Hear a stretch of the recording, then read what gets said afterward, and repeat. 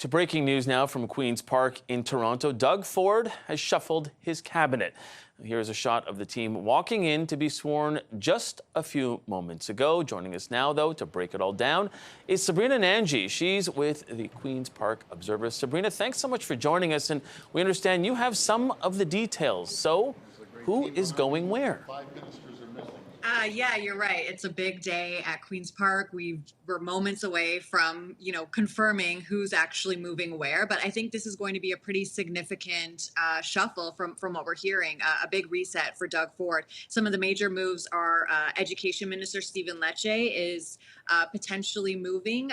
And take all of this with a grain of salt because we're all just speculating right now. I've got one eye on my phone for the confirmation. But Education Minister Stephen Lecce might be out of that position after a long time.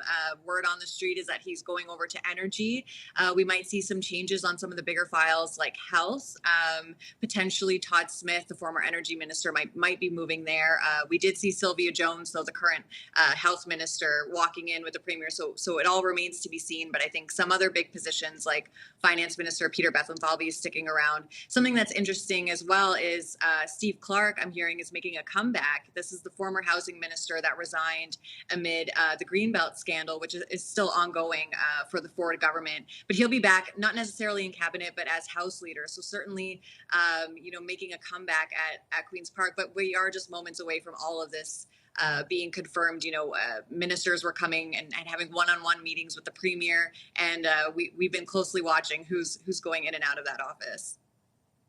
Yeah, and Sabrina, normally a shuffle is the signal of some sort of a change in government or certainly change in direction of a government. What do you think this signals for the Ford government? Well, certainly the buzz around Queen's Park these days is that there might be an early election. We have a fixed election date of June 4th, 2026, but there have been these clues that suggest the premier might be thinking about going to the polls earlier. He's sped up the liberalization of alcohol, spent millions of dollars to do that, just to get that done a few months earlier.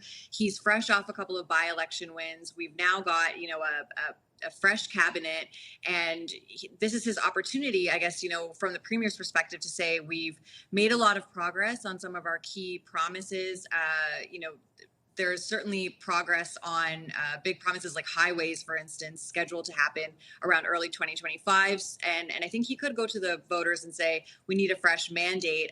Of course, opposition critics say this is just completely self-serving and not enough to reverse the damage that Ford has done over the past 6 years.